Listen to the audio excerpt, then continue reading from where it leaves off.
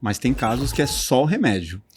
Nunca tem. Não tem? Não, nenhum tratamento, nenhum quadro a gente preconiza só o uso de remédio. Não, assim, é só o remédio que vai fazer com que você consiga fazer, por exemplo, outras mudanças. Exatamente. Não, tem casos sim. Sim, que aí é uma questão mais profunda, né? Você fala assim, meu, se você for no natural...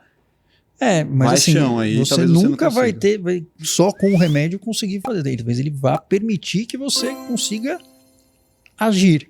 Tá. Só que, e também o pensamento ele tem um poder mais ou menos, né? A nossa atenção e o nosso córtex visual ele consegue enganar um pouquinho o cérebro, mas a gente vai basicamente produzir de fato esse fortalecimento de sinapses ou essa poda através do comportamento. Uhum. Então, se você acredita no poder do pensamento, você pode continuar acreditando, mas você acredite mais ainda no poder do comportamento. Legal. Porque é igual uma musculação. É basicamente igual. Assim, você não vai num dia sair bombado da academia. Vai ter gente. Você vai sentir no máximo dor. Né? Então, é a mesma coisa a pessoa que às vezes vai e faz um pouco de, né? De vez em quando eu venho aqui, eu ouço uma palestra, e aí isso me acalma, não sei o que e tal. Poxa, que legal. Mas é igual você ir na academia a cada 6 meses também. Sim. Tipo, legal, te acalmou, mas isso não tem como isso estar te tratando. Sim. Tem muita gente que tem dúvidas o que é o remédio ansiolítico e o remédio antidepressivo. Isso é uma bagunça. Por quê? Porque o remédio não é nada, ele é uma molécula. E esses nomes, assim, foi basicamente para o que a indústria que fez pediu aprovação no FDA lá nos Estados Unidos, que é a Anvisa lá. Então eu quero que esse remédio, eu fiz estudo para esse remédio para esquizofrenia. E tá aqui o estudo, você aprova ele. Aí vai lá, às vezes é um negócio, tem os critérios, às vezes eles burlam um pouquinho ali, né? Aprovou, tá bom. E aí às vezes você vê que o remédio é uma porcaria para esquizofrenia, só que aparentemente tinha um efeito que a gente não sabia, que melhorava a depressão por conta de ele atuar numa outra via que a gente não conhecia. Um colateral. E aí esse remédio vai chamar como? Ele vai chamar de antipsicótico. Por quê? Porque está aprovado para isso. Mas, às vezes você não usa, às vezes ele é o pior antipsicótico possível. E a gente usa para depressão, para ansiedade. Por exemplo, tem outro remédio que foi aprovado para epilepsia. Ele vai virar um anticonvulsivante. Só que a gente usa para dormir. Qual seria o exemplo mais famoso? O Rivotril. O Rivotril, você pegar a bula, está escrito, é um anticonvulsivante. Os neuros não usam ele para convulsão. Sim. Ele é muito pouco usado. Então, a ideia é que é uma bagunça por conta disso também. Por quê? Porque os remédios não são específicos para nada. Por isso que às vezes você fica testando, né? O psiquiatra, ele testa, tem que ver se isso aqui vai funcionar, eu acredito que vai funcionar, mas pode ser que não funcione. Pode ser que não funcione, porque assim... complicado isso. Mas é que isso é tudo que você vai ingerir na vida. Parece que é teste e erro. Então, mas ele tem que saber o que ele está tratando. Porque, por exemplo, você fez uma hipótese diagnóstica de depressão.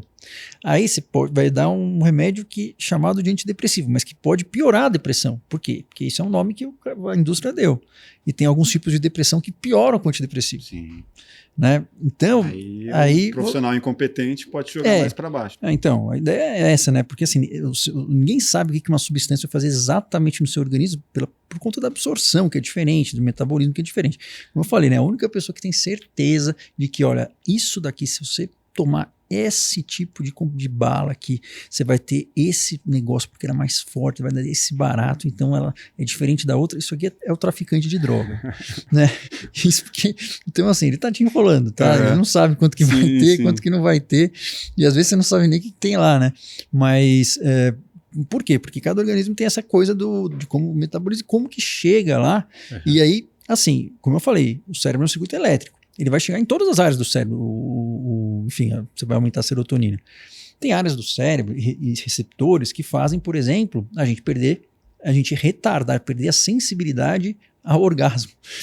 Isso dá uma anorgasmia. Dá um atraso. Exatamente. A gente quer esse receptor? Não necessariamente. No começo você acha até interessante, depois vira uma coisa desconfortável. Então, no começo você está deprimido, você não... É que assim, a depressão ela acaba com a libido. Aí você volta a ter, aí você fala, opa! É melhor. Tá legal. Só que tem esse efeito colateral, ou seja, né, não tem almoço grátis também. Então, comigo o que aconteceu isso foi a sertralina. Mas também é aquela coisa, não tem nada que funciona no mundo que não tem efeito colateral, isso é um problema. Porque isso na vida também, né? Sim. Tá disposto a pagar o preço do colateral? É igual investimento, né? Você tem o risco e tem o retorno, né? Mas assim, que é chato? É chato. Né? Ninguém gosta de tomar remédio. É chato pra caramba. E ponto final. Mas assim, tem que estar compensando. O efeito colateral é o efeito benéfico. E lembrando que o remédio, em todos os quadros, ele é um facilitador da neuroplasticidade. É que vão ter quadros que, assim, se você tira esse facilitador e cai e vai do negócio voltar para aquele circuito, né? A coisa é tão catastrófica que você não vai tirar o remédio nunca. Então, esse é o discurso mais assustador que eu acho do psiquiatra, que é assim, se você tirar, pode ser que volte tudo. A pessoa não vai tirar nunca. Não, mas ela vai mas ficar o resto da vida tomando remédio. A gente faz para quadros raríssimos, que são basicamente os transtornos psicóticos, né? Esquizofrenia e transtorno bipolar tipo 1. Nesses casos... Mas você acha que tem bastante psiquiatra que recomenda mesmo? Acho que está na hora de parar, hein? Porque não, mas o que acontece também? É aquela coisa, assim, para você parar, você tem que construir o que antes? Sim. Você tem que construir um novo circuitozinho aqui. Né? Se você não construiu esse novo circuitozinho, provavelmente você melhorou, mas não está 100% também. Por quê? Porque você melhorou, mas é uma neuroplasticidade fraca. Paliativa. É química. Porque a gente quer fazer com uma coisa estrutural. Por isso que a gente vê que tem aqueles estudos lá bem, se você treina mindfulness não sei quantas semanas, aumenta o tamanho da amígdala, ou diminui o tamanho da amígdala na ressonância, e você vê Sim. De fato, você vê milimetricamente em 200 pessoas, uma só é difícil, mas aumenta na ressonância normal. Por quê? Porque aumentou o número de sinapses que tem lá, o fio engrossou. É que se a gente não faz nada para fortalecer o outro circuito, aí realmente é muito provável, né? que você tenha uma recaída, mas não é dependência. Não é esse o nome. Por que a gente não chama de dependência? Que a gente nem usa mais esse nome, porque dependência seria o quê? Você perde a capacidade de controlar o seu uso. Ou seja, o uso daquilo lá vira um hábito que fica acima das coisas importantes da sua vida. Então, assim, ninguém faz tráfego de sertralina. Não tem mercado negro de sertralina, tem mercado negro de Venvance, tem mercado negro de Rivotril, tem mercado negro de uma série de coisas. O mercado negro de sertralina ninguém tem. Por quê? Porque o negócio é ruim no começo.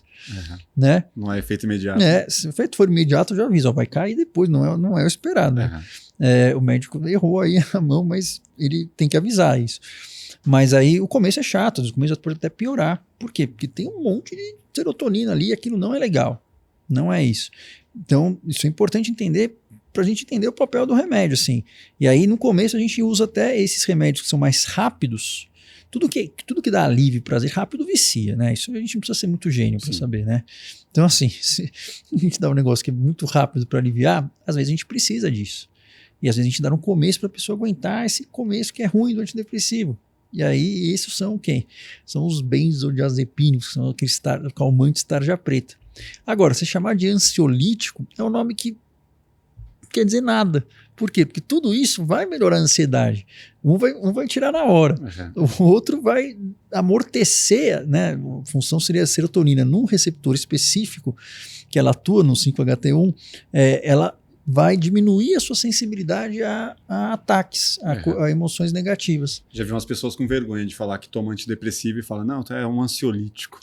Mas não tem menor cabimento isso aí. Ansiolítico, mas o Rivotril é um ansiolítico, mas é um ansiolítico que não deve ser usado mais do que 4 semanas. Por quê? Porque ele inibe o funcionamento do sistema nervoso, mas ele alivia na hora e ele dá um certo prazer. Que atua no famoso GABA, que o pessoal fala por aí. O GABA ele é uma substância que está relacionada ao prazer também. E muita gente fala da dopamina. Dopamina não é um tiquinho do negócio de prazer, porque tem receptores opioides, são as endorfinas, tem os endocannabinoides, tem o próprio GABA, tudo isso dá um barato, né?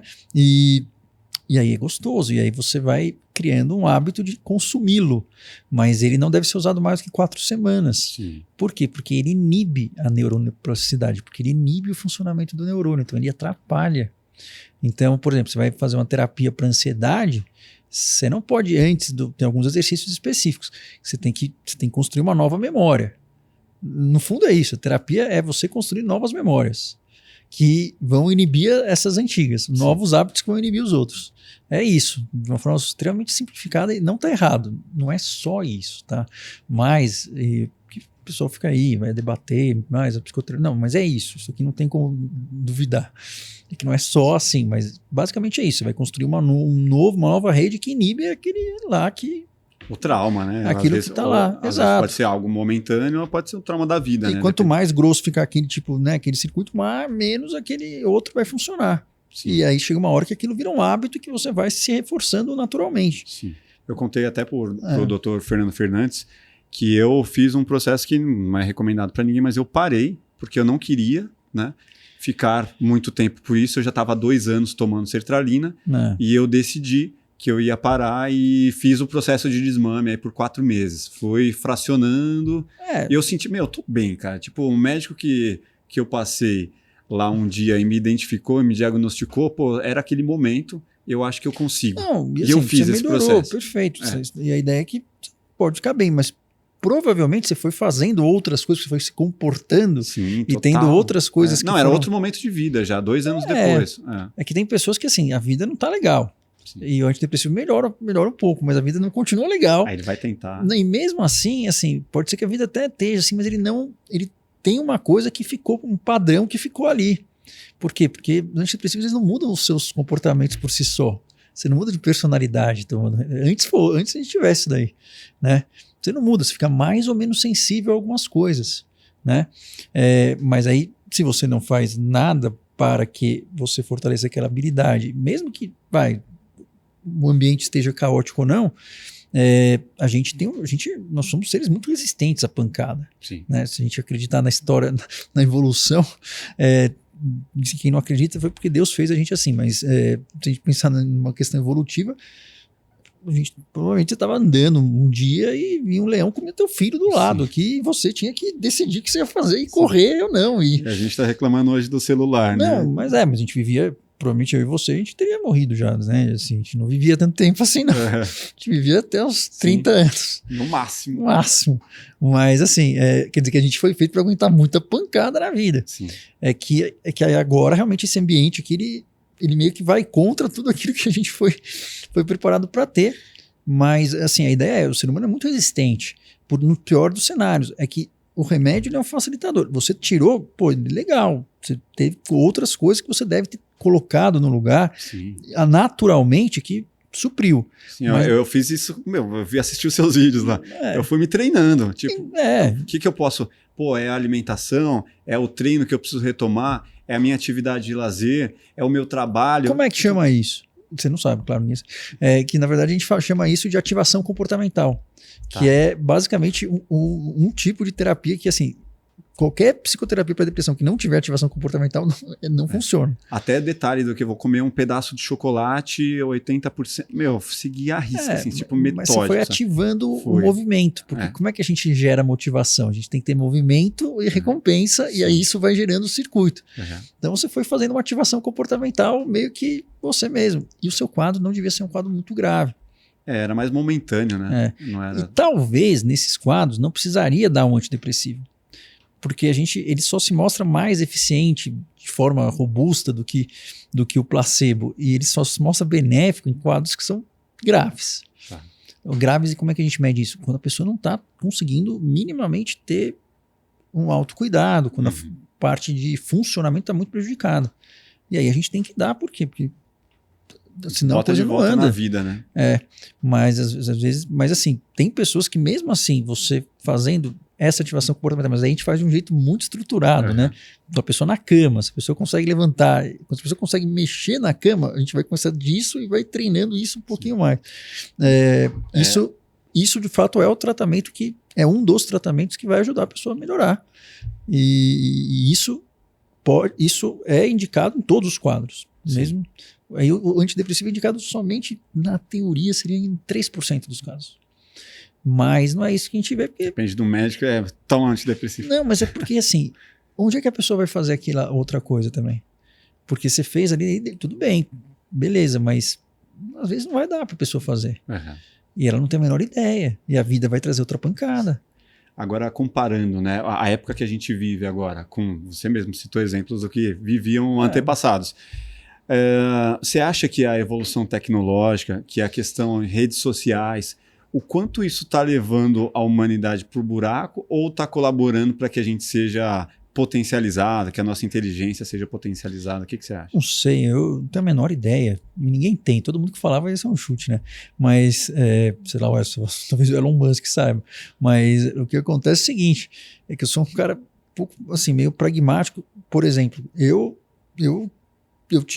tenho que aprender a mexer no Instagram, em tecnologia. Eu odeio isso. Eu sou muito ruim nisso. Eu demoro para essas coisas, para fio. Eu odeio.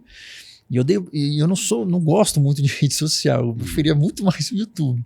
Porém, para eu de fato fazer o que eu tenho que fazer, né, que eu escolhi fazer, isso é um meio que me ajuda a fazer. E eu tenho que fazer no Instagram agora, porque tem stories de rios que tem, e é o que o mundo trouxe pra gente, né? Então eu sempre gosto de uma frase que a gente aprende, eu ouvi no começo da faculdade, e que eu uso isso pra tudo, assim, ó. De boas teorias, o inferno tá cheio. Sei lá. Porque assim, você vê um remédio novo, ele tem um mecanismo de ação absurdo. Foi estudado, não sei o que, tal.